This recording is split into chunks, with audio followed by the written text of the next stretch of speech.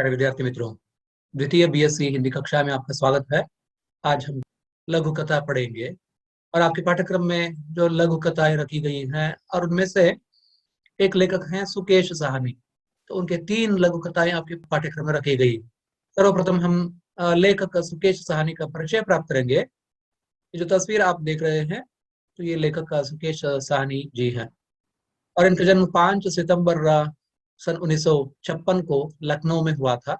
MSc geology में इन्होंने शिक्षा प्राप्त की थी और उसके बाद डीआईआईटी मुंबई से अप्लाइड हाइड्रोलॉजी क्षेत्र में इन्होंने शिक्षा प्राप्त की है और अप्लाइड हाइड्रोलॉजी विभाग में ये काम कर रहे हैं वर्तमान में। उपन्यास, कहानी, लघु कथा तथा बाल कथाओं का लेखन करते हैं। लगभग प्रत्येक हिंदी पत्र पत्रिका में इनकी रचनाएं प्रकाशित हुई हैं। लघु कथा की विकास यात्रा में इनका महत्वपूर्ण योगदान रहा है और इनकी प्रकाशित कृतियां हैं लघु कथा संग्रह डरे हुए लोग, पंजाबी, गुजराती, मराठी व अंग्रेजी में भी प्रकाशित था। तो अलग अलग भाषा में तो ये पुस्तक प्रकाशित हुई है तथा ठंडी रजाई अंग्रेजी व पंजाबी में भी प्रकाशित है। कुछ लघु कथाएं जर्मन भाषा में भी अनुवादित हुई हैं। सुकेश साहनी एक प्रसिद्ध लघु कथाकार हैं। सिर्फ लघु कथाएं नहीं, कहानियां, उपन्यास और बाल कथाएं, तो इन सब के क्षेत्र में तो उनका योगदान रहा है। अनुवाद के क्षेत्र में भी तो उन्होंने काम किया है। खलील जिब्रान की लघु कथाएं और इनका अनुवाद इन्होंने हिंदी में किया है। टेली फिल्म के क्षेत्र में भी इनका योगदान हम देख सकते हैं। रोशनी कहानी पर दूरदर्शन के लिए टेली फिल्म का निर्माण इन्होंने किया था। संपादक के रूप में भी तो इनका योगदान है। लघु कथाओं के आधे दर्जन से अधिक संकलनों का संपादन इन्होंने किया है। संप्रति ये भूगर्भ जल विभाग में हाइड्रोलॉजिस्ट के रूप में काम कर रहे हैं। उपन्यास, कहानी, लघु कथा, बाल कथाएं, तो इन सभी के प्रति तो इनका आकर्षण है। तो कई रचनाएं इनकी प्रकाशित हुई हैं और उनका अनुवाद भी अलग अलग भाषाओं में हुआ है, अंग्रेजी में, पंजाबी में, गुजराती में, मराठी में। तो ये सुकेश साहनी जी का परिचय है। उनकी तस्वीर आप यहाँ देख रहे हैं और उनकी एक कहानी हम पढ़ेंगे आज और उसका शीर्षक है विजेता। और इस कहानी में एक वृद्ध की समस्या का चित्रण किया गया है। तो हिंदी साहित्य के संदर्भ में हम ये देखते हैं कि अलग अलग तरह के विमर्श आज उभरे हैं। जैसे दलित विमर्श है, स्त्री विमर्श है, आदिवासी विमर्श, मुस्लिम विमर्श, वृद्ध विमर्श। जो वृद्ध हो चुके हैं, बूढ़े हो चुके हैं, तो उनकी अपनी समस्याएं हैं, तो उनका जीवन बहुत मुश्किल से चलता है आजकल और उनके दुख दर्द को भी अभिव्यक्ति देने का काम कई रचनाकारों ने किया है। और ऐसी रचनाओं के प्रति जो विमर्श है अथवा आलोचना है, क्रिटिसिज्म है, लिटरेरी क्रिटिसिज्म, साहित्यिक विमर्श, उसे वृद्ध विमर्श कहते हैं। तो यहाँ ये कहानी भी तो लगभग इसी तरह की कहानी है। वृद्ध विमर्श से संबंधित कहानी हम कह सकते हैं। जो जीत जाए वो विजेता है। जहाँ प्रतिस्पर्धा होती है, कंपटीशन होती है, उसमें जीतना होता है। जहाँ लड़ाई अथवा संघर्ष होता है और उसमें भी जीतना होता है। ಯುದ್ಧ ಆದ್ರೆ, ಹೊಡೆದಾಟ ಆದ್ರೆ, ಕಾಂಪಿಟಿಷನ್ ಇದ್ರೆ ಅಲ್ಲೆಲ್ಲ ಗೆಲುವು ಅಂತ ಉಂಟಾಗ್ತದೆ। ಗೆಲುವಿನ ಜೊತೆಗೆ ಸೋಲು ಕೂಡ ಇರ್ತದೆ। दो पक्ष लड़ते हैं, दो पार्टियां लड़ती हैं और उसमें किसी को जीत मिलती है और किसी को हार मिलती है। तो जीत जाता है उसे हम विजेता कहते हैं। विक्टरी, विजय, विजेता, victorious, one who is victorious. जो जीत गया है उसे हम विजेता कहते हैं। ಹಾಗಾಗಿ विजेता ಅಂತ ಹೇಳಿದ್ರೆ ಗೆದ್ದವ ಅಂತ अर्थ। तो कहानी हम पढ़ेंगे और फिर उसका विश्लेषण करेंगे। कहानी की शुरुआत में हम ये देखते हैं कि यहाँ एक बूढ़ा है और फिर एक बच्चा, छोटा सा बच्चा। इन दोनों का संबंध क्या है, कहानी पढ़ते हुए ये हमें मालूम हो जाएगा। इन दोनों में कोई खून का रिश्ता नहीं है, ये रक्त संबंधी नहीं है, फिर भी इन दोनों के बीच में एक गहरा स्नेह संबंध है। और यहाँ एक लड़का है, छोटा बच्चा, जो उस बूढ़े के घर में आ जाता है और उससे खेलने लगता है। और वो बच्चा अपने उस वृद्ध मित्र, दोस्त से कह रहा, बाबा खेलो ना। ये बच्चे का कथन है। और यहाँ इस कहानी में एक और कैरेक्टर है, चरित्र है, एक बूढ़ा अथवा वृद्ध। अपने घर में वो अकेला रहता है और वो अकेला क्यों है, इसका उत्तर हमें मिल जाता है कहानी में। उसकी संतानें हैं, उसके पुत्र हैं जो पढ़े लिखे हैं, शिक्षित हैं, नौकरी कर रहे हैं, लेकिन कहीं दूर से हुए हैं, दूर देश में अथवा दूर राज्य में ये वृद्ध अपने घर में अकेला रहता है। उसका परिवार है, बावजूद वो अकेला रहता है अपने घर में। गांव का कोई घर लगता है, ಹಾಗಾಗಿ ಹಳ್ಳಿಯಲ್ಲಿ ವಾಸ ಮಾಡುವಂತಹ ಒಬ್ಬ ವೃದ್ಧ ಅವನ ಕುಟುಂಬದ ಜನರೆಲ್ಲ ಅಂದ್ರೆ ಈಗಿನ ಪೀಳಿಗೆಯ ಮಕ್ಕಳೆಲ್ಲ ದೂರದಲ್ಲಿ ಎಲ್ಲೋ ಕೆಲಸ ಮಾಡ್ಕೊಂಡು ಯಾವ ಯಾವ್ದೋ ಊರಿನಲ್ಲಿ, ಬೆಂಗಳೂರಿನಲ್ಲೋ, ಮೈಸೂರಿನಲ್ಲೋ, ಮುಂಬೈಯಲ್ಲೋ, ಅಮೆರಿಕದಲ್ಲೋ, ಕ್ಯಾಲಿಫೋರ್ನಿಯಾದಲ್ಲೋ ಹೀಗೆಲ್ಲೋ ಇದ್ದಾರೆ। और वो अपने घर में अकेला है, तो उसकी देखभाल करने वाला वहां कोई नहीं है, तो वो अपना पूरा काम स्वयं करता है, खुद कर लेता है। और उसके घर में एक छोटा सा बच्चा खेलने के लिए आ जाता है। वृद्ध और लड़के के बीच में कैसा स्नेह संबंध है, कैसी दोस्ती है, जिसका चित्रण इस कहानी में किया गया है। और इसके साथ साथ इसमें एक वैचारिकता भी है, एक चिंतन भी है, तो सोचने के लिए ये कहानी हमें मजबूर करती है। तो यहाँ वो लड़का, वो छोटा लड़का बच्चा उस वृद्ध से ये कह रहा है, बाबा खेलो ना, दोस्त अब तुम जाओ, तुम्हारी माँ तुम्हें ढूंढ रही होगी। यहाँ वृद्ध और बच्चे के बीच में एक ऐसा स्नेहपूर्वक संबंध है। तो अपने घर में वो अकेला है वृद्ध, और उसके घर में पड़ोस का एक छोटा बच्चा लड़का खेलने आ जाता है, और वह भी तो बड़ी खुशी से उस बच्चे से खेलता है। ವೃದ್ಧನಿಗೆ ಮನೆಯಲ್ಲಿ ಬೇರೆ ಯಾರು ಇಲ್ಲದೆ ಇರುವ ಕಾರಣ, ಒಂಟಿಯಾಗಿ ಬದುಕ್ತಾ ಇದ್ದ ಕಾರಣ, ಪಕ್ಕದ ಮನೆಯ ಮಗು ತನ್ನ ಹತ್ರ ಪ್ರೀತಿಯಿಂದ ಆಟ ಆಡ್ಲಿಕ್ಕೆ ಬರ್ತದೆ, ಅದ್ರ ಜೊತೆಗೆ ಆಟ ಆಡುವಂತದ್ದು ಈ ವಯಸ್ಸಾದಂತಹ ವೃದ್ಧನಿಗೆ ತುಂಬಾ ಸಂತೋಷವನ್ನ ಕೊಡ್ತದೆ। तो बच्चे के मन में तो खेलने की आकांक्षा है, तो उसे खेलने के लिए कोई दूसरा लड़का अड़ोस पड़ोस में नहीं मिलता, तो इस बूढ़े के घर में आ जाता है, और यही तो उसका दोस्त है अब। और इसलिए अपने दोस्त से वो आग्रह कर रहा है, हट कर रहा है, बाबा खेलो ना, अजय आठ आठ के बाद, दोस्त अब तुम जाओ, तुम्हारी माँ तुम्हें ढूंढ रही होगी। मित्रा नीनीगा मनेगा वो। तो उस छोटे से बच्चे के साथ उस बूढ़े का व्यवहार भी तो यहाँ देखते ही बनता है। तो वह छोटा बच्चा है, फिर भी तो वह वृद्ध उसे दोस्त कहकर पुकारता है, और बच्चे को भी ये अच्छा लगता है। ವಯಸ್ಸಾದ ಅಜ್ಜ ತನ್ನ ಮಿತ್ರ ಅಂತ ಹೇಳಿ ಕರೆದಾಗ, ಸ್ನೇಹಿತ ಅಂತ ಹೇಳಿ ಕರೆದಾಗ ಮಗುವಿಗೂ ಕೂಡ ಬಹಳ ಸಂತೋಷವಾಗ್ತದೆ। दोस्त अब तुम जाओ, ಈಗ ಮನೆಗೆ ಹೋಗು, ಅಮ್ಮ ಕಾಯ್ತಾ ಇರ್ತಾರೆ ನಿಮ್ಮನ್ನ। तुम्हारी माँ तुम्हें ढूंढ रही होगी, तुम कहाँ गए, माँ को नहीं पता होगा, और वह तुम्हें ढूंढ रही होगी, तो इसलिए अब घर जाओ। तो वृद्ध छोटे बच्चे से ये कहता है कि तुम घर जाओ, तुम्हारी माँ तुम्हें ढूंढ रही होगी, माँ को पता है मैं तुम्हारे पास हूँ। तो लड़का इसका उत्तर भी दे देता है, मेरी माँ जानती है कि मैं तुम्हारे पास आया हूँ, तुम्हारे घर आया हूँ। तो बिल्कुल परेशान नहीं होगी, मैं आपके घर में हूँ, सुरक्षित हूँ, तो इसकी गारंटी है, तो इसलिए माँ निश्चिंत है, तो वो कभी परेशान नहीं होती, वो बिल्कुल परेशान नहीं होगी। और इसलिए दोस्त हम खेलेंगे। तो बच्चे के मन में खेल की आकांक्षा है, तो वो उस बूढ़े को, उस वृद्ध को अपने दोस्त के रूप में देखता है, और उसे आग्रह करता है कि हम खेले, पकड़म पकड़ाई ही खेल लो ना, हिड़ी आटा मड़वा, पकड़म पकड़ाई, अर्थात एक छिप जाए और दूसरा उसे पकड़ने के लिए उसे ढूंढने लगे। तो ये खेल है बच्चों में, खेल बहुत ही प्रसिद्ध है, बहुत ही पुरातन खेल है।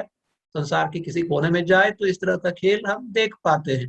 ಹಾಗಾಗಿ ಹಿಡಿಯುವ ಆಟ, ಒಬ್ರು ಅಡಗಿಕೊಳ್ಳುವಂತದ್ದು, ಮತ್ತೊಬ್ರು ಅವನನ್ನು ಹುಡುಕುವಂತದ್ದು, ಈ ಹಿಡಿಯುವ ಆಟ, ಹುಡುಕುವ ಆಟ ಆಡುವ ನಾವು। तो पकड़म पकड़ाई ही खेल लो ना। तो बहुत सारे खेल हैं, कबड्डी है अथवा लगोरी है, तो तरह तरह के खेल हैं। लेकिन यहाँ बच्चा उस वृद्ध से आग्रह कर रहा है कि हम पकड़म पकड़ाई खेल खेलेंगे। तो माँ तो चिंतित नहीं होगी, उनको मालूम है कि मैं आपके घर आया हूँ, वो तो परेशान नहीं होगी कभी। बेटा तुम पड़ोस के बच्चों के साथ खेल लो, मुझे अपना खाना भी तो बनाना है। तो ये वृद्ध अपनी असहायता प्रकट करता है बच्चे से, अपने दोस्त से। यहाँ बच्चा उसका दोस्त है, बच्चे को वो दोस्त कहकर ही पुकारता है।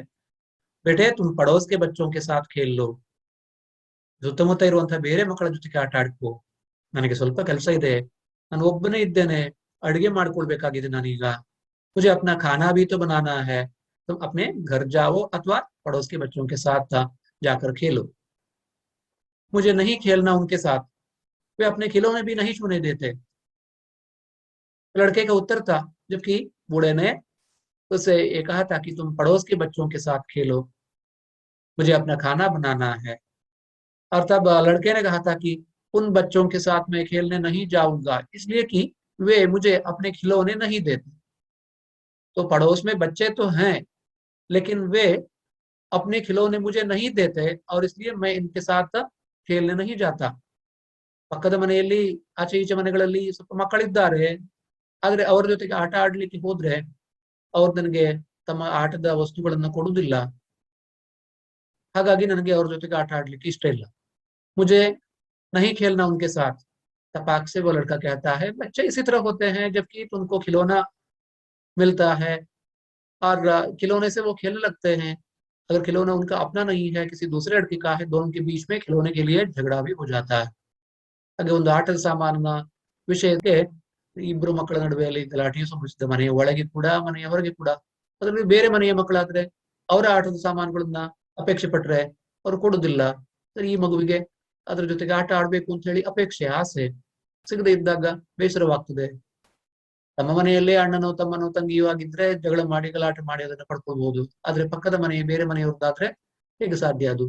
तो तभी तो वह नाराज होकर लौट आया है अपने घर में, क्योंकि पड़ोस में जो बच्चे हैं उनके साथ वो खेलना पसंद तो करेगा, लेकिन वहां उसे खिलौने नहीं दिए जाते हैं, और इसलिए वो दुखी है। तो मुझे नहीं खेलना उनके साथ, वे अपने खिलौने भी नहीं छूने देते। ಆ ಮಕ್ಕಳು ತಮಗೆ ತಮ್ಮ ಆಟದ ಸಾಮಾನುಗಳನ್ನು ನನಗೆ ಮುಟ್ಲಿಕ್ಕೆ ಬಿಡುದಿಲ್ಲ, और इसलिए मुझे उनके साथ नहीं खेलना है। वे अपने खिलौने भी नहीं छूने देते। अगले ही क्षण कुछ सोचते हुए बोला लड़का, मेरा खाना तो माँ बनाती है, तुम्हारी माँ कहाँ है? तो बड़ी उत्सुकता से तो उसने ये बताया कि मेरे घर में माँ है खाना बनाने के लिए, तुम्हारी माँ कहाँ है? तो बच्चा यही सोचता है कि माँ घर में हमेशा खाना पकाती है, बच्चों को खिलाती है, उनकी देखभाल करती है, निगरानी रखती है, और ये जो मेरा दोस्त है, और इसके घर में खाना बनाने वाला कोई नहीं है, क्यों? तो ये उसका प्रश्न है। अगले ही क्षण कुछ सोचते हुए बोला, मेरा खाना तो माँ बनाती है, ನಮ್ಮ ಮನೆಯಲ್ಲಿ ಅಮ್ಮ ಅಡುಗೆ ಮಾಡ್ತಾಳೆ, ನಿನ್ಗೆ ಅಮ್ಮ ಇಲ್ವಾ? ಅವಳು ಊಟ ತಯಾರು ಮಾಡುದಿಲ್ವಾ? तुम्हारी माँ कहाँ है? तो ये उसका प्रश्न था। बच्चे को कैसे मालूम कि ये खुद बूढ़ा हो गया है? यहाँ बच्चे और उस बूढ़े के बीच में एक ऐसा संबंध, दोस्ती का संबंध बना है कि बच्चे के मन में ये बात ही नहीं है कि वो ಬೂಢ हो गया है। ಹಾಗಾಗಿ ಮಗುವಿನ ಮನಸ್ಸಿನಲ್ಲಿ ತನ್ನ ಸ್ನೇಹಿತ ಒಂದು ಸಣ್ಣ ಮಗುವಲ್ಲ, ವಯಸ್ಸಾದಂತ ವೃದ್ಧ ಅಂತ ಹೇಳಿ ಅನ್ಸುದೇ ಇಲ್ಲ, ಅಂತ ಒಂದು ಭಾವನೆ ಇಲ್ಲ। ಹಾಗೆ ಸಹಜವಾಗಿ ಆ ಮಗು ಕೇಳ್ತದೆ, ನಿನಗೆ ಅಮ್ಮ ಇಲ್ವಾ ಮನೆಯಲ್ಲಿ ಅಡುಗೆ ಮಾಡ್ಲಿಕ್ಕೆ? ನನಗಾದ್ರೆ ಮನೆಯಲ್ಲಿ ಅಮ್ಮ ಅಡುಗೆ ಮಾಡಿ ಹಾಕ್ತಾರೆ। तो मेरा खाना तो माँ बनाती है, तुम्हारी माँ कहाँ है? वृद्ध ने उत्तर दिया, बूढ़े ने उत्तर दिया उस बच्चे के प्रश्न का, मेरी माँ तो बहुत पहले ही मर गई थी, क्योंकि वह खुद वृद्ध है। ಮಗುವಿನ ಸ್ನೇಹಿತ ತಾನೇ ಸ್ವತಃ ವೃದ್ಧ, ವಯಸ್ಸಾಗಿದೆ, ಹಾಗೆ ತನ್ನ ತಾಯಿ ಇರ್ಲಿಕ್ಕೆ ಹೇಗೆ ಸಾಧ್ಯ? तो इसलिए वह बच्चे से कह देता कि मेरी माँ बहुत पहले ही मर गई थी, और घर में मेरी माँ नहीं है, तो वो खाना कैसे पका सकती है जो नहीं है? 90 साल के बूढ़े ने मुस्कुराकर कहा, तब चिंता करना तो दुखी होने की बात भी नहीं है यहाँ, क्योंकि वह खुद तो 90 साल का बूढ़ा है। 90 ವರ್ಷ ವಯಸ್ಸಾದಂತ ಅಜ್ಜ। ಆ ಮಗುವಿನ ಬಗೆಗೆ ಒಂದು ಪ್ರೀತಿ, ಆ ಮಗು ಬಂದು ತನ್ನ ಜೊತೆಗೆ ಆಟ ಆಡ್ಲಿ ಅಂತ ಒಂದು ಅಪೇಕ್ಷೆ, ಅದು ಆಟ ಆಡ್ಲಿಕ್ಕೆ ಬಂದ್ರೆ ಅವನಿಗೆ ಬಹಳ संतोष। तो 90 साल के वृद्ध के मन में बच्चे के साथ खेलने की इच्छा तो है, लेकिन वह अकेला रहता है अपने ही घर में, और उसे खाना बनाना है, समय बीता जा रहा है और खाने का समय आ गया है। तो तभी तो वो बच्चे से कहता है कि तुम अपने घर जाओ अथवा पड़ोस के बच्चों के साथ खेलो, तो मुझे अपना खाना भी बनाना है। लेकिन बच्चा ये कह देता है कि मैं आपके घर में हूँ, ये मेरी माँ को मालूम है, और इसलिए वो निश्चिंत है, परेशान कभी नहीं होगी। हम पकड़म पकड़ाई खेलेंगे, आ जाओ ना, हम खेलेंगे। और फिर वही लड़का प्रश्न करता है, घर में मेरी माँ खाना बनाती है, तुम्हारी माँ कहाँ है? वृद्ध इसका उत्तर देता है, मेरी माँ तो बहुत पहले ही मर गई थी। 90 साल के बूढ़े ने मुस्कुरा कर कहा। तो ये उत्तर देते हुए तो वो मुस्कुरा रहे थे। इसका तात्पर्य यही है कि बूढ़ा जानता है कि सबको यहाँ मरना है, आज नहीं तो कल, तो उसके भी अंतिम दिन आ रहे हैं, नजदीक हैं। 90 साल का ವೃದ್ಧ है, 90 ವರ್ಷ ಕಳೆದಿದೆ ತನಗೆ। ಈ 90 ವರ್ಷಗಳ ಜೀವನದಲ್ಲಿ ಏನೇನಿಲ್ಲ ತಾನು ನೋಡಿದ್ದೇನೆ, ಜೀವನದ ಒಂದು ದೀರ್ಘವಾದಂತಹ ಅನುಭವ ತನಗೆ ಒದಗಿದೆ। ಹಾಗಾಗಿ ಮೃತ್ಯು ಅನ್ನುವಂತಹದ್ದು ತನಗೆ ಇನ್ನೇನು ದೂರ ಇಲ್ಲ, ಹತ್ರದಲ್ಲಿ ಇದೆ. तो मेरी माँ भी तो पहले ही मर चुकी है, अब उस मन में दुख नहीं है क्योंकि तो उसके भी मरने का अब समय आ गया है और दिन दूर नहीं। तो इसलिए 90 साल के बूढ़े ने मुस्कुराकर उत्तर दिया बच्चे के प्रश्न का कि मेरी माँ बहुत पहले ही मर गई, अब इस घर में कोई खाना बनाने वाला नहीं है, मैं अकेला रहता हूँ। बच्चा उदास हो गया। बच्चे ने बूढ़े के नजदीक आकर उसने उसका झुर्रियों भरा चेहरा अपने नन्हे हाथों में भर लिया। अब तुम्हें खाना बनाने की कोई जरूरत नहीं, मैं माँ से तुम्हारे लिए खाना ले आया करूंगा, अब तो खेल लो। तो फिर भी वह हट करता है, बड़े प्यार से उस बूढ़े के पास पहुंच जाता है, उसका चेहरा अपने हाथ में लेकर कहता है। बच्चा उदास है, ಅಂದ್ರೆ ತನ್ನ ಸ್ನೇಹಿತ ಒಂಟಿಯಾಗಿ ಬದುಕ್ತಾ ಇದ್ದಾನೆ, ಮನೆಯಲ್ಲಿ ಅಡುಗೆ ಮಾಡಿ ಹಾಕುವವರು ಯಾರಿಲ್ಲ, ಊಟ ಮಾಡಿ ಬಡಿಸುವವರು ಯಾರಿಲ್ಲ, ತನಗಾದ್ರೆ ಮನೆಯಲ್ಲಿ ತಾಯಿ ಅಮ್ಮ ಅಡುಗೆ ಮಾಡಿ ಬಡಿಸ್ತಾಳೆ ಉಣಿಸ್ತಾಳೆ। और अपने इस दोस्त के लिए तो उसकी माँ नहीं है तो खिलाए। बच्चे ने बूढ़े के नजदीक आकर उसका झुर्रियों भरा चेहरा अपने नन्हे हाथों में भर लिया। तो वृद्ध 90 साल का वृद्ध ऐसा था, उसका चेहरा सिकुड़ गया था, चेहरे पर झुर्रियां थी, ಮುಖದ ಮೇಲೆ ನೆರಿಗೆಗಳಿದ್ದು, झुर्री ಅಂತ ಹೇಳಿದ್ರೆ ನೆರಿಗೆ ಅಂತ। तो बूढ़े के चेहरे पर झुर्रियां निकल आई थी, तो झुर्रियों से भरे उसके चेहरे को अपने नन्हे छोटे हाथों में लेकर जैसे उसे सांत्वना दे रहा था बच्चा। ಅಜ್ಜನ ಮುಖವನ್ನ ತನ್ನ ಕೈಗಳಲ್ಲಿ ಬೊಗಸೆಯಲ್ಲಿ ಹಿಡಿದುಕೊಂಡು, ನೆರಿಗೆಯಿಂದ ತುಂಬಿದಂತಹ ಅಜ್ಜನ ಮುಖವನ್ನ ತನ್ನ ಕೈಗಳಲ್ಲಿ ಹಿಡಿದುಕೊಂಡು ಮಗು ಅಜ್ಜನಿಗೆ ಸಮಾಧಾನ ಹೇಳ್ತಾ ಇದೆ ಇಲ್ಲಿ। दोस्त, तुम्हें खाना बनाने की कोई जरूरत नहीं है, तुम अकेले रहते हो ना, तुम्हारे घर में माँ नहीं है जो खाना बनाए, मेरे घर में तो मेरी माँ खाना बनाती है, और इसलिए आज के बाद मैं अपने घर से तुम्हारे लिए खाना लाऊंगा। माँ से कहकर मैं तुम्हारे लिए खाना ले आया करूंगा रोज, मैं माँ से तुम्हारे लिए खाना ले आया करूंगा। ಅಮ್ಮನ ಹತ್ರ ಹೇಳಿ ನಿನಗೋಸ್ಕರ ನಾನು ಅಡಿಗೆಯನ್ನು ಮಾಡಿಸಿ ಇಲ್ಲಿಗೆ ತರಿಸ್ತೇನೆ, ನಿಮ್ಮ ಮನೆಯಲ್ಲಿ ಅಮ್ಮ ಇಲ್ಲಲ್ವಾ, ಅದಕ್ಕೋಸ್ಕರ ನಾನೇ ನಮ್ಮ ಅಮ್ಮನ ಹತ್ರ ಹೇಳಿ ನಿನಗೆ ಊಟವನ್ನ ತಂದು ಕೊಡ್ತೇನೆ। अब तुम्हें खाना बनाने की कोई जरूरत नहीं है, मैं माँ से तुम्हारे लिए खाना ले आया करूंगा, अब तो खेल लो, ಈಗ ಆಟ ಆಡುವ, ನಾನು ಊಟ ತಗೊಂಡ್ಬರ್ತೇನೆ, ನೀನು ಊಟ ತಯಾರು ಮಾಡೋದು ಬೇಡ। तुम्हें घर में खाना पकाना नहीं पड़ेगा कि मैं अपने घर से तुम्हारे लिए खाना ले आया करूंगा, माँ से कहकर। अब हम खेलेंगे, पकड़म पकड़ाई खेलेंगे, आ जाओ ना दोस्त, अब तो खेल लो। दोस्त, बूढ़े ने बच्चे की आंखों में झांकते हुए कहा, अपना काम खुद ही करना चाहिए, और फिर अभी मैं बूढ़ा भी तो नहीं हुआ हूं, है ना। तो उस बूढ़े ने कहा बच्चे से, उस लड़के से, दोस्त, मित्रा, ನನ್ನ ಸ್ನೇಹಿತ, छोटे से बच्चे से तो उसका व्यवहार बहुत ही प्रेम पूर्वक है, तो इसलिए तो छोटे से बच्चे को दोस्त कहकर पुकारता है, दोस्त। बूढ़े ने बच्चे की आंखों में झांकते हुए कहा, ಮಗುವಿನ ಕಣ್ಣುಗಳಲ್ಲಿ ಕಣ್ಣಿಟ್ಟು ನೋಡ್ತಾ ಆ ವೃದ್ಧ ಹೇಳ್ತಾ ಇದ್ದ, अपना काम खुद ही करना चाहिए, ನಮ್ಮ ಕೆಲಸವನ್ನು ನಾವೇ ಮಾಡ್ಕೊಳ್ಬೇಕು। तुम तो मेरे दोस्त हो, तो सबको अपना काम खुद करना है, और फिर मैं अभी बूढ़ा भी तो नहीं हुआ हूँ, ನೀನು ನನ್ನ ಸ್ನೇಹಿತ, ನನಗೂ ಕೂಡ ಇನ್ನು ವಯಸ್ಸಾಗ್ಲಿಲ್ಲ, ನಾನಿನ್ನು ಮುದುಕ ಅಲ್ಲ, ವೃದ್ಧ ಅಲ್ಲ, अभी मैं बूढ़ा नहीं हूँ, अर्थात ये उम्र तो सिर्फ गिनती में है, लेकिन मैं बूढ़ा नहीं हूँ, अभी मैं बूढ़ा नहीं हूँ, है ना, मैं अभी युवक हूँ, छोटा छोटा हूँ, तुम्हारे साथ खेलने की शक्ति मुझ में है, ಹಾಗಾಗಿ ನಿನ್ನ ಜೊತೆಗೆ ಸೇರ್ಕೊಂಡ ಮೇಲೆ ನನ್ನಲ್ಲೂ ಕೂಡ ಒಂದು ಹೊಸ ಯೌವನ ಬಂದಾಗಿ ಆಗಿದೆ, ಒಂದು ಹೊಸ ಚೈತನ್ಯ ಬಂದಿದೆ, ನಾನಿನ್ನು ಮುದುಕನಾಗಿಲ್ಲ, ವೃದ್ಧನಾಗಿಲ್ಲ ಅಲ್ವಾ, ನಾನು ವೃದ್ಧನ ಮುದುಕ ಅಂತ ಕಾಣಿಸ್ತೇನೆ ನಿನ್ಗೆ, ನೋಡು ಎಷ್ಟು ಗಟ್ಟಿಮುಟ್ಟಾಗಿದ್ದೇನೆ। तो किस तरह हट्टा कट्टा हूँ, तो अपने काम खुद करता हूँ, मैं अपने काम खुद करता हूँ, और मुझे अपना काम खुद करना बहुत पसंद है, अच्छा लगता है, और मेरा विचार भी यही है, सबको अपना काम खुद ही करना चाहिए। लेकिन बच्चा प्रत्युत्तर देता है, ये कहता है, और क्या, बूढ़े की तो कमर भी झुकी होती है। तो लड़का मान लेता है, उस वृद्ध की बात वो मान लेता है कि वह अभी वृद्ध नहीं बना है। ಅಜ್ಜನಿಗೆ ಅಜ್ಜ ಅಂತ ಕರೀಬೇಕಿಂತ ಸ್ನೇಹಿತ ಅಂತ ಕರೆಯುವಂತಾಗ ಮಗುವಿಗೆ ಇಷ್ಟ, ಆ ಮಗುವನ್ನು ಕೂಡ ಸ್ನೇಹಿತ ಅಂತಾನೆ ಆ ವೃದ್ಧ ಕರೀತಾನೆ, ಹಾಗಾಗಿ ಇಬ್ಬರ ಮಧ್ಯೆ ಒಂದು ಸ್ನೇಹ ಸಂಬಂಧ। और इसलिए लड़का कहता है, तो आप बूढ़े नहीं हुए हैं, अरे मेरे दोस्त, तुम बूढ़े क्या हो, तुम बूढ़े नहीं हो, तो बूढ़ों की कमर रज्जु की होती है, लेकिन तुम तो सीधे खड़े होते हो, सभी काम खुद कर लेते हो, अकेले रहते हो, तो क्या ಹಾಗಾಗಿ ವಯಸ್ಸಾದವರಿಗೆ ಸೊಂಟ ಬಾಗಿರ್ತದೆ, ಬೆನ್ನು ಬಗ್ಗಿರ್ತದೆ, ಆದ್ರೆ ನಿನ್ಗೆ ಹಾಗೆ ನಿಲ್ಲಲ್ಲ. ಹಾಗಾಗಿ ನಾನು ಒಪ್ಕೊಳ್ತೇನೆ ನಿನ್ನ ಮಾತನ್ನ. और क्या, बूढ़े की तो कमर भी झुकी होती है, तुम बूढ़े नहीं हो, तुम तो मेरे दोस्त हो, तुम लड़के हो भी, युवक हो। तो बच्चा उसका साथ देता है, तो बच्चे के मन में भी तो उस बूढ़े के प्रति विशेष प्रेम है, सद्भाव है, स्नेह है, तो उसे वो दोस्त कहकर पुकारता है। और वो बूढ़ा भी तो बच्चे को दोस्त कहकर ही पुकारता है। तो ठीक है, अब दो जवान मिलकर खाना बनाएंगे. ಹಾಗಿದ್ರೆ ಒಂದು ಕೆಲಸ ಮಾಡುವ, ಇವತ್ತು ಆಟ ಬೇಡ, तो आज खेल नहीं होगा, उसके बदले में दोनों मिलकर हम खाना बनाएंगे. तो ठीक है, तो आज दो जवान मिलकर, तुम भी तो जवान हो, तुम छोटे बच्चे नहीं हो, तुम में विवेक है, तुम छोटे नहीं हो, तुम युवक हो, मैं भी तो जवान हूं, मैं भी युवक हूं, तो दो जवान मिलकर खाना बनाएंगे.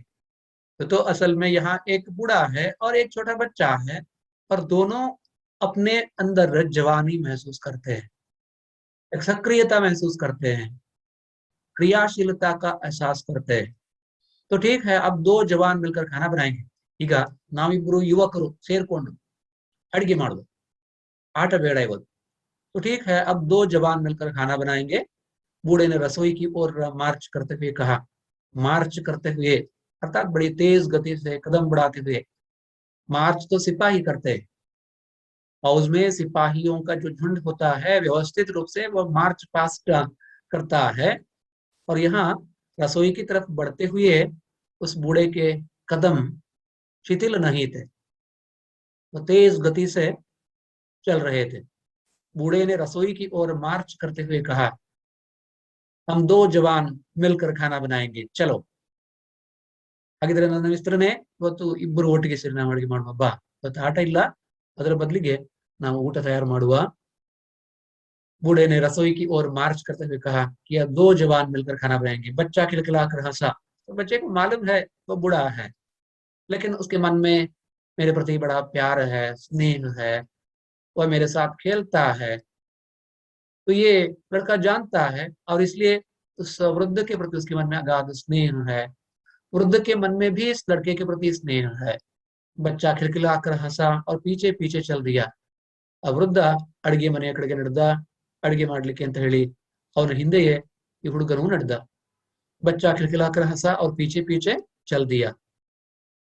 कुकर में दाल चावल चढ़ाकर वे फिर कमरे में आ गए. तो वृद्ध अपने घर के रसोई घर में पहुंच गया, और वहां कुकर में दाल चावल चढ़ाकर दोनों फिर कमरे में आ गए. ಮತ್ತೆ ಪುನಃ ಆಟ ಆಡ್ಲಿಕ್ಕೆ ಅಂತ ಹೇಳಿ ಇಬ್ರು ಕೂಡ मध्यದ वरांडा के कोने के बंदरू. फिर वे कमरे में आ गए. बच्चे ने बूढ़े को बैठने का आदेश दिया, फिर उसकी आंखों पर पट्टी बांधने लगा. ಆ ಹುಡುಗ ಮುದುಕನಿಗೆ ಕೂತ್ಕೊಳ್ಳಿಕ್ಕೆ ಹೇಳಿದ. ಅಂದ್ರೆ ಅವರ ಈ ಹುಡುಕುವ ಹಿಡಿಯುವ ಆಟ ಇದು ಮುಂದುವರಿತಾ ಇತ್ತು. क्योंकि दोनों के बीच में अब कोई ऐसा अंतर नहीं है, जनरेशन गैप नहीं. तो जनरेशन गैप हम जो सामान्य रूप से आजकल देखते हैं बूढ़ों के और जवानों के बीच में, लेकिन यहाँ एक बूढ़ा है, एक छोटा बच्चा है, लड़का है, दोनों के बीच में इस तरह का कोई गैप नहीं है. तो हमारे यहाँ ये कहावत भी है कि बूढ़े बच्चों के बराबर होते हैं, और बच्चे भी तो बूढ़ों के साथ खेलना, तो उनके साथ रहना पसंद करते हैं. ಹಾಗಾಗಿ ಮನೆಯಲ್ಲಿ ಅಜ್ಜ ಅಜ್ಜಿ ಇದ್ರೆ ಮೊಮ್ಮಕ್ಕಳಿಗೆ ಅಜ್ಜ ಅಜ್ಜಿನೇ ಅತಿ ಹೆಚ್ಚು ಪ್ರೀತಿ ಪಾತ್ರರಾಗಿರ್ತಾರೆ ತಂದೆ ತಾಯಿಗಳಿಗಿಂತಲೂ. ಹಾಗೆ ಇಲ್ಲಿ ಕೂಡ ಈ ಮಗುವಿಗೆ ಪಕ್ಕದ ಮನೆಯ ಮಗುದು, ಆದ್ರೆ ಈ ಮನೆಯಲ್ಲಿ ವಾಸ ಮಾಡುವಂತಹ ಅಜ್ಜನ ಬಗೆಗೆ ಒಂದು ರೀತಿಯ ವಿಶೇಷವಾದ ಆಕರ್ಷಣೆ, ಸ್ನೇಹ. क्योंकि ये वृद्ध भी तो उसके साथ खेलना पसंद करता है, वो भी तो अकेला है अपने घर में. और जब पड़ोसी लड़का के घर में आ जाता है उसके साथ खेलना उसे भी पसंद है. तो यहाँ बूढ़ा जब ये कहता है कि खाने का वक्त हो गया है, अभी तो मैंने कुछ बनाया नहीं है, तो बच्चा बहुत ही स्नेहपूर्वक ये कहता है कि मैं अपने घर से खाना ले आऊंगा, माँ से कहकर. तुम्हें खाना बनाना नहीं पड़ेगा, क्योंकि तुम्हारी माँ तो घर में नहीं है, और इसलिए मैं अपने घर से माँ से कहकर तुम्हारे लिए खाना ले आऊंगा रोज. लेकिन ना, बूढ़ा इसका निराकरण करता है. तो रोज रोज ऐसा तो नहीं होगा कहीं भी. तो सबका अपना वैयक्तिक जीवन है, कि बड़ों को तो मालूम है, लेकिन बच्चों को तो ये सीमाएं बांधती नहीं है. ಹಾಗಾಗಿ ಮಕ್ಕಳನ್ನ ಈ ರೀತಿಯ ಕೌಟುಂಬಿಕ ಭಿನ್ನತೆಯ ಗಡಿ ರೇಖೆಗಳ ಯಾವುದು ಕೂಡ ಬಂಧಿಸಲಿಕ್ಕೆ साध्य ಇಲ್ಲ. तो उनकी दृष्टि में सब बराबर है. बच्चे बहुत ही भोले होते हैं. इस वृद्ध के प्रति उसके मन में बड़ा स्नेह है. तभी तो वो कहता है कि मैं अपने घर से खाना ले आऊंगा तुम्हारे लिए, माँ को मैं बता दूंगा, और वो मान जाएगी. लेकिन बूढ़ा इसका निराकरण करता है और कहता है कि सबको अपना काम खुद ही करना चाहिए, और मैं भी तो बूढ़ा नहीं हूँ, मैं जवान हूँ, और तुम भी तो छोटे बच्चे नहीं हो, जवान हो, तुम मेरी मदद करोगे, मैं अपना काम खुद करूंगा. तो ठीक है, अब दो जवान मिलकर खाना बनाएंगे. बूढ़े ने रसोई की ओर मार्च करते हुए कहा. बच्चा खिलखिला कर हंसा और पीछे पीछे चल दिया. कुकर में दाल चावल खिलाकर वे फिर कमरे में आ गए. बच्चे ने बूढ़े को बैठने का आदेश दिया, अर्थात अब बूढ़े की आंखों में पट्टी बांधी जाएगी और बच्चा छिप जाएगा और बूढ़ा उसे ढूंढेगा. तो पकड़म पकड़ाई का खेल है, ढूंढने का खेल है. बैठने का आदेश दिया, फिर उसकी आंखों पर पट्टी बांधने लगा. पट्टी बंधते ही उसका ध्यान अपनी आंखों की ओर चला गया. मोतियाबिंद के ऑपरेशन के बाद एक आंख की रोशनी बिल्कुल खत्म हो गई थी. दूसरी आंख की ज्योति भी बहुत तेजी से क्षीण होती जा रही थी. पट्टी बंधने के बाद बूढ़ा अपने ही समझ में सोचने लगा. अपनी आंखों की तरफ उसका ध्यान आया कि उसकी आंखों में मोतियाबिंद का ऑपरेशन हो गया था. 40 उसे कहते हैं 40 के बाद आंखों की रोशनी मंद पड़ जाती है, आंखों में परत आ जाती है, और इसे निकालने के लिए ऑपरेशन करवाया जाता है.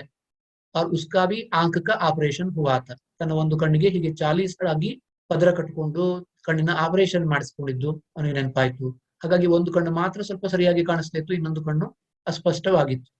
तो मोतियाबिंद के ऑपरेशन के बाद एक आंख की रोशनी बिल्कुल खत्म हो गई थी, दूसरी आंख की ज्योति भी बहुत तेजी से क्षीण होती जा रही थी.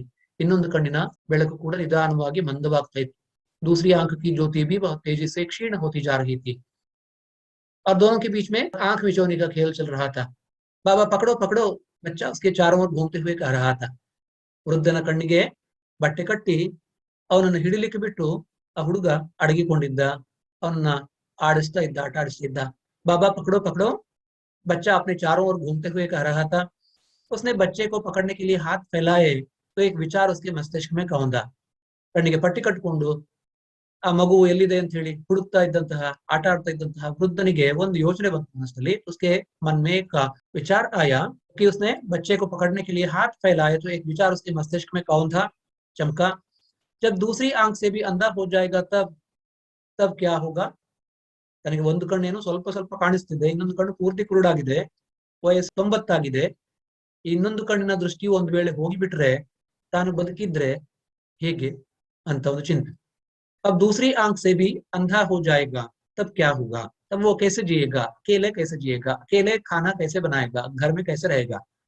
तो वो क्या करेगा, किसके पास रहेगा, बेटों के पास. नहीं नहीं, तो बेटों के पास वो नहीं रहेगा. वो यही सोच रहा है कि तो उसके बेटे हैं जो नौकरी कर रहे हैं, दूर देश में हैं, लेकिन वो तो अपने घर में यहाँ अकेला रहता है. बेटों के पास जाएगा, नहीं नहीं. बारी बारी से सबके पास रहकर देख लिया. ಮಕ್ಕಳ ಜೊತೆಗೆ ಇದ್ದು ತನ್ನ ನೋಡಿ ಆಯ್ತು, ಮಕ್ಕಳು ತನ್ನನ್ನು ಎಷ್ಟರ ಮಟ್ಟಿಗೆ ನೋಡ್ಕೊಳ್ತಾರೆ ಅಂತ. बारी बारी से सबके पास रहकर देख लिया. तो एक नहीं तो 3-4 बेटे हैं उसके, और प्रत्येक बेटे के घर में तो वो रहा था, लेकिन उन बेटों ने उसकी कैसे देखभाल की तो ये तो वो जानता है. बारी बारी से सबके पास रहकर देख लिया, हर बार अपमानित होकर लौटा है. ಹಾಗಾಗಿ ಯಾವ ಮಕ್ಕಳ ಮನೆಯಲ್ಲೂ ಕೂಡ ಹೆಚ್ಚು ದಿನ ಇರ್ಲಿಕ್ಕೆ ತನಗೆ ಸಾಧ್ಯವೇ ಆಗ್ಲಿಲ್ಲ. ಯಾಕೆಂತ ಹೇಳಿದ್ರೆ ಮಕ್ಕಳಲ್ಲಿ ತನ್ನ ಬಗೆಗೆ ಅನಾದರ ಎದ್ದು ಕಾಣಿಸ್ತಾ ಇತ್ತು. तो बच्चों के मन में अपने पिता के प्रति वो आदर नहीं था जो अनिवार्यता आवश्यक था. लेकिन बच्चों का अपना परिवार था, तो सभी तो विवाहित थे, उनके अपने बच्चे थे, और उन सब की देखभाल परवरिश करते हुए तो उनको ये पिता, तो वृद्ध पिता अब बोझिल लग रहा था. तो तभी तो इसके साथ अपने पिता के साथ वो व्यवहार अब वो नहीं कर पाते थे, और इसलिए इस वृद्ध को लगा कि वो अपमानित है. बारी बारी से सबके पास रहकर देख लिया, हर बार अपमानित होकर लौटा. ಹಾಗಾಗಿ ಯಾವ ಮಕ್ಕಳ ಮನೆಯಲ್ಲೂ ಕೂಡ ತಾನು ಗೌರವದಿಂದ ಬದುಕಲಿಕ್ಕೆ ಇಲ್ಲಿವರೆಗೆ ಸಾಧ್ಯವೇ ಆಗಲಿಲ್ಲ. ನಿರ್ಲಕ್ಷಿತನಾಗಿ ಅವರ ಮನೆಯಲ್ಲಿ ಯಾವುದೋ ಒಂದು ಮೂಟೆಯಾಗಿ ಬದುಕಿರೋದಕ್ಕಿಂತ ಸ್ವತಂತ್ರವಾಗಿ ಒಂಟಿಯಾಗಿ ಇರ್ತೇನೆ. तो हर बार अपमानित होकर लौटा है तो फिर वो बेटों के घर में नहीं जाएगा, वो अपने घर में भले ही अकेला रहे तो रहेगा। मैं यहाँ हूँ मुझे पकड़ो, बच्चे की आवाज सुनाई दे रही थी उसे, मैं यहाँ हूँ मुझे पकड़ लो। उसने दृढ़ निश्चय के साथ धीरे से कदम बढ़ाए, हाथ से टटोल कर देखा, मेज, उस पर रखा गिलास, पानी का जग, ये मेरी कुर्सी, और ये रही चारपाई, और ये रहा बिजली का स्विच। लेकिन तब मुझ अंधे को इसकी क्या जरूरत होगी? अपने लिए नहीं होगी, तब भी रोशनी की जरूरत होगी। अपने लिए नहीं, दूसरों के लिए। मैंने कर लिया, मैं तब भी अपना काम खुद कर लूंगा। तो अब मन ही मन सोच रहा था कि क्या करे। बेटों के साथ जीने का अवसर आया तो उसने देख लिया कि वो अवसर उतना अच्छा अवसर नहीं था। हर कहीं अपने ही घर में, अपने ही बेटों के घर में उसे अपमान ही मिला। उसने दृढ़ निश्चय के साथ धीरे से कदम बढ़ाए। आंख में पट्टी बांधने से तो दोनों आंखें दिखाई नहीं देती, वो पूरी तरह से अंधा हो जाएगा और अंधे की तरह अपने घर में कैसे जिएगा, किसकी प्रैक्टिस उसे करनी, इसकी आदत डालनी। तो यही सोच रहा है अपने मन में। हाथ से टटोल कर देखा, धीरे से कदम बढ़ाए, मेज, उस पर रखा गिलास सा, पानी का जग्गा, ये मेरी कुर्सी, ये रही चारपाई, और और ये रहा बिजली का स्विच। लेकिन तब मुझ अंधे को इसकी क्या जरूरत होगी? ये जो बिजली का स्विच है, बिजली की आवश्यकता नहीं होगी संपूर्ण रूप से अंधा हो जाने के बाद। ತನ್ನ ಕಣ್ಣುಗಳು ಎರಡೂ ಕೂಡ ದೃಷ್ಟಿಹೀನವಾಗಿ ಬಿಟ್ರೆ, ತಾನು ಕುರುಡನಾಗಿ ಬಿಟ್ರೆ ಸಂಪೂರ್ಣವಾಗಿ, ಅವಾಗ್ಲೂ ಒಂಟಿಯಾಗಿ ಬದುಕಬೇಕಾಗ್ತದೆ. ಇನ್ನಷ್ಟು ಕಷ್ಟವಾಗ್ತದೆ. ಕಣ್ಣು ಕಾಣಿಸುವಾಗಲೇ ಒಂಟಿಯಾಗಿ ಈ ವಯಸ್ಸಿನಲ್ಲಿ ಬದುಕುವುದು ಕಷ್ಟ. ಕಣ್ಣಿನ ದೃಷ್ಟಿ ಹೋದ ಮೇಲೆ ತಾನು ಹೇಗೆ ಬದುಕಬಹುದು ಅಂತ ಒಂದು ಕಲ್ಪನೆ ಅವನ ಮನಸ್ಸಿಗೆ ಈಗ स्पष्टवागतुड़गिತ್ತು। तो अंधा होकर वो कैसे जिएगा अगर दोनों आंखों की दृष्टि मंद पड़ जाएगी? तो फिर भी तो उसे अकेला रहना होगा, इसकी आदत डालनी है। ये रखा गिलास, ये मेज है, ये कुर्सी है, ये चारपाई है, ये रहा बिजली का स्विच। बिजली के स्विच पर उसकी उंगलियां पहुंच गई। लेकिन ना, तब मुझ अंधे को इसकी क्या जरूरत होगी? जब अंधा हो जाएगा तब तो बिजली का बल्ब जलाने की कोई आवश्यकता नहीं रहेगी, इसकी कोई जरूरत नहीं होगी। अपने लिए नहीं, अपने लिए तो इसका कोई उपयोग नहीं रहेगा। तब भी रोशनी की जरूरत होगी, ಆದ್ರೂ ಕೂಡ ಬೆಳಕು ಬೇಕಾಗ್ತದೆ। ಕಣ್ಣು ಕಾಣಿಸದೇ ಇರುವವರಿಗೂ ಕೂಡ, अंधरिಗೂ ಕೂಡ ಬೆಳಕು ಬೇಕು। तब भी तो रोशनी की जरूरत होगी, अपने लिए नहीं, दूसरों के लिए। क्योंकि घर में जो आएंगे, तो घर में बच्चा आएगा तो वो मेरे साथ खेलेगा, तो उसके लिए तो बिजली की आवश्यकता है, तो स्विच ऑन करने की आवश्यकता है, बल्ब जलाने की आवश्यकता है, बत्ती जलाने की आवश्यकता है। अपने लिए भले ही ना हो, दूसरों के लिए मैंने कर लिया, मैं तब भी अपना काम खुद कर लूंगा। आज इसकी ಪ್ರಾಕ್ಟೀಸ್ होने लगी है, इसकी शुरुआत है। ಹಾಗಾಗಿ ಕಣ್ಣೇ ಇಲ್ಲದೆ ಇದ್ರೆ ಹೇಗೆ ಬದುಕಬೇಕು ಅನ್ನುವಂಥದ್ದಕ್ಕೆ ಇವತ್ತು ಒಂದು ಪ್ರಾಕ್ಟಿಕಲ್ ಸೆಷನ್ ನಡೀತಾ ಇದೆ। ಹಾಗಾಗಿ ಮಗುವಿನ ಜೊತೆಗೆ ಕಣ್ಣು ಮುಚ್ಚಾಲೆ ಆಟ ತನಗೆ ಮುಂದೆ ಬದುಕಿನಲ್ಲಿ ತನ್ನ ಎರಡೂ ಕಣ್ಣಿನ ದೃಷ್ಟಿ ಹೋದ ಮೇಲೆ ಈ ಮನೆಯಲ್ಲಿ ಒಂಟಿಯಾಗಿ ತಾನು ಹೇಗೆ ಬದುಕಬೇಕು ಅನ್ನೋದಕ್ಕೆ ಇವತ್ತು ಒಂದು ಅಭ್ಯಾಸವಾಗಿದೆ। आज ये जो अभ्यास हो रहा है तो मुझे इसे आदत बना लेना है। तो बिजली तो अनिवार्य है, आवश्यक है। अपने लिए भले ही तो उसका कोई उपयोग नहीं है, लेकिन दूसरों के लिए, बच्चा जब उसके साथ खेलने आएगा और तब तो उसके लिए, बच्चे के लिए रोशनी अनिवार्य होगी। दूसरों के लिए मैं तब भी अपना काम खुद कर लूंगा। ನಾನು ಆವಾಗಲೂ ಕೂಡ ಒಂಟಿಯಾಗಿ ನನ್ನ ಕೆಲಸವನ್ನು ನಾನೇ ಮಾಡಿಕೊಂಡು ಬದುಕ್ತೇನೆ। ನನಗೆ ಮಕ್ಕಳ ಹಂಗಿನಲ್ಲಿ ಬದುಕುವಂತಹ ಅನಿವಾರ್ಯತೆ ಇಲ್ಲ। मैं अकेला रह सकता हूँ। मैं बूढ़ा जरूर हूँ, लेकिन ना दुर्बल नहीं हूँ। मैं अब भी जवान हूँ। अगर भले ही मेरी आंखों की दृष्टि मंद पड़ जाए, दोनों आंखें चली जाए, दोनों आंखों की दृष्टि चली जाए, तो फिर भी मुझे अंधे की तरह इस घर में जीना है और उसकी आदत डालनी है। और बच्चा आज मुझे ये सिखा रहा है। ये खेल तो मेरे लिए भविष्य में मेरे अंधे हो जाने के बाद इस घर में मुझे कैसे रहना है, तो इसकी शिक्षा है। बाबा तुम मुझे नहीं पकड़ पाए, तुम हार गए, तुम हार गए। बच्चा तालियां पीट रहा था। तो बूढ़ा यही सब सोच रहा था अपने मन में, मेरे आंखों की दृष्टि मंद पड़ जाए, मैं पूरी तरह से अंधा हो जाऊं तो इस घर में मैं कैसे जीवूं। तो इसकी प्रैक्टिस मुझे करनी है, इसकी आदत डालनी है। तो वो यही सोच रहा था। और उस वक्त बच्चा बड़ी खुशी से किलकारी मार रहा था, कह रहा था कि बाबा तुम मुझे पकड़ नहीं पाए, नीन नन्ना हिडिली के साथ वागलीला नीन सोत बिटे, दोस्त तुम हार गए, तुम हार गए। बच्चा तालियां पीट रहा था खुशी से। बूढ़े की घनी सफेद दाढ़ी के बीच होंठों पर आत्मविश्वास से भरी मुस्कान थिरक रही थी। और आज बूढ़े को एक सबक मिल गया था, एक शिक्षा मिल गई थी, और इसलिए अब बहुत ही खुश था। बूढ़े की घनी सफेद दाढ़ी के बीच होंठों पर आत्मविश्वास से भरी मुस्कान थिरक रही थी। ದಟ್ಟವಾಗಿ ಬೆಳೆದಿದ್ದಂತಹ ಬಿಳಿಯ ಗಡ್ಡದ ನಡುವೆ ತುಟಿಗಳಲ್ಲಿ ಒಂದು ಆತ್ಮವಿಶ್ವಾಸದ ಕಿರು ನಗೆ ಮೂಡಿಬಂತು ವೃದ್ಧನ ತುಟಿಗಳಲ್ಲಿ। बूढ़े की घनी सफेद दाढ़ी के बीच होंठों पर आत्मविश्वास से भरी मुस्कान थिरक रही थी, खिल उठी थी। अर्थात वो हंस रहा था, मुस्कुरा रहा था, और उसमें एक नया आत्मविश्वास जागृत हो गया था इस बच्चे के सहवास में। बच्चे के सहवास में आंख मिचोली खेल खेलते हुए तो उसने अपने मन ही मन निश्चय कर लिया था कि मेरी एक आंख का ऑपरेशन तो हो गया है, मोतियाबिंद का ऑपरेशन, अब दूसरी आंख की दृष्टि भी अगर चली जाए तो मैं पूरी तरह से अंधा हो जाऊंगा, तो मैं कैसे जीऊं। अपने बेटों के घर में तो मैं नहीं जाऊंगा, उनके अधीन मैं नहीं रहूंगा, मैं स्वतंत्र रहूंगा, अपने ढंग से रहूंगा, अपने घर में रहूंगा। भले ही मेरी दृष्टि मंद पड़ जाए, फिर भी मैं अपने ढंग से स्वतंत्र होकर जीना पसंद करता हूं। और इसमें लेखक ने वृद्धों में आत्मविश्वास जगाने का कार्य किया है। एक सुंदर कहानी है, वृद्ध विमर्श से संबंधित, और इसके पीछे जो परिस्थितियां हैं तो उनकी तरफ हमें ध्यान देना है। तो आजकल हमारा समाज तो इतना बदल गया है, तो हर कहीं भाग दौड़ है। समय अथवा संदर्भ ऐसा है कि बच्चे भी आजकल दूर देश में, परदेश में, दूर शहरों में काम करते हैं, तो अपने घर में रह नहीं पाते, अपने बूढ़े माता पिता के साथ रह नहीं सकते, तो उनकी देखभाल नहीं कर सकते, तो उन्हें दूर रहना पड़ता है। तो ये एक बात है। और दूसरी बात, जब वे विवाहित हो जाते हैं तो उनके घर में एक दूसरे घर की लड़की पत्नी बनकर आ जाती है, और फिर उनके बच्चे हो जाते हैं, तो उनका अपना परिवार विकसित होने लगता है, बढ़ने लगता है। और ऐसे में बूढ़े माँ बाप उनके साथ रहने आ जाए तो उनमें से किसी को शायद ये पसंद नहीं आता, अच्छा नहीं लगता।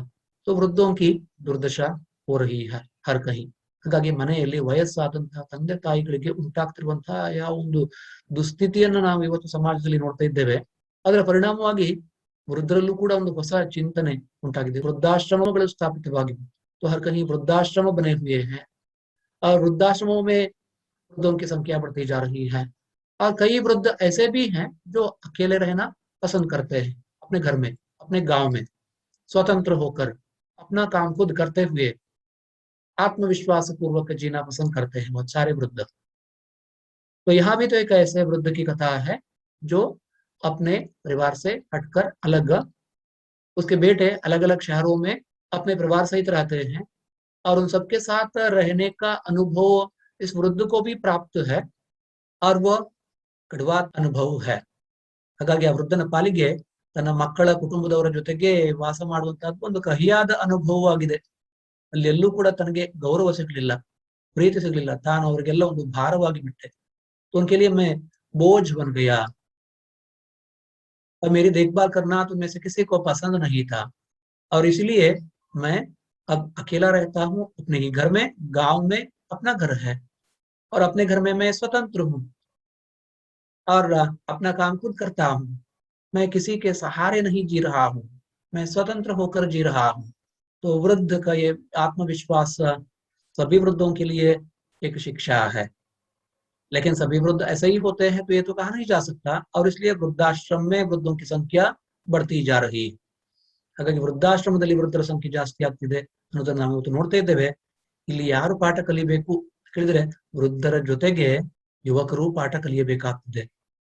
ವಯಸ್ಸಾದ ತಂದೆ ತಾಯಿಗಳನ್ನ ನೋಡಿಕೊಳ್ಳುವಂತಹ ಜವಾಬ್ದಾರಿಯನ್ನ ಮರೆತು ತಮ್ಮದೇ ಆದ ರೀತಿಯಲ್ಲಿ ಬದುಕುವಂತಹ ಮಕ್ಕಳು ಇಲ್ಲಿ ಪಾಠ ಕಲಿಯಬೇಕಾಗಿದೆ। ವೃದ್ಧರನ್ನ ಚೆನ್ನಾಗಿ ನೋಡ್ಕೊಳ್ಳುವಂತಹದ್ದೇ और जीवन सार्थक त्याग। जबकि हम छोटे बच्चे होते हैं तो हमारी देखभाल वे कर चुके हैं, अब वे बूढ़े हो चुके हैं तो उनकी देखभाल करना हमारा अपना दायित्व भी है, अपना कर्तव्य भी है। अगर हम ये नहीं करेंगे हम कर्तव्यच्युत हो जाएंगे। युवकों को भी इस कहानी में एक शिक्षा सबक है। और वृद्ध भी आत्मविश्वास पूर्वक जिए, इसकी अनिवार्यता आ गई है।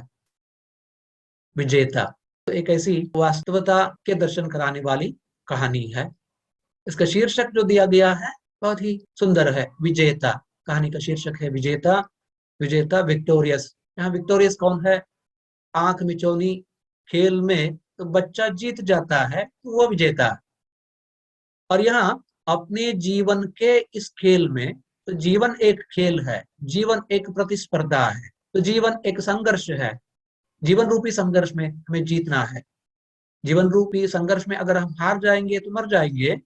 मृत्यु तो सबके लिए निश्चित है और उससे हम बच नहीं सकते, फिर भी जीने का अपना महत्व है, जीवन का अपना महत्व है। और जब तक हम जिएंगे, सक्रिय होकर जिएंगे, कर्मण्य होकर जिएंगे, उत्साहपूर्वक जिएंगे, आत्मविश्वास पूर्वक जिएंगे, तो जीवन सार्थक होगा। किसी के सहारे नहीं रहेंगे, किसी के अवलंबन में नहीं रहेंगे, तो ये जीवन की सार्थकता है। तो यहाँ भी वृद्ध के मन में आत्मविश्वास पूर्वक स्वतंत्र होकर जीने की जो आकांक्षा है, फिर भी उसकी समस्याएं ऐसी है कि वो अकेला है तो उसकी देखभाल करने वाला कोई नहीं है। पड़ोस के बच्चे को वो दोस्त कहकर पुकारता है और उससे खेलता है। और जब आंख मिचोली खेलने का अवसर आ जाता है तब वो सोचता है अपने मन में, कल मेरी एक दूसरी आंख भी चली जाए तो मैं पूरी तरह से अंधा हो जाऊंगा, तो मैं अपने इस घर में अकेले कैसे रहूं, तो मुझे इसकी आदत भी डालनी है। वृद्ध विमर्श से संबंधित वृद्धों की समस्या के संदर्भ में एक सुंदर कहानी है। मेरे विद्यार्थी मित्रों, अगली कक्षा में हम एक और कहानी पढ़ेंगे, मास्टर। सुकेश साहनी की दूसरी कहानी पढ़ेंगे। धन्यवाद।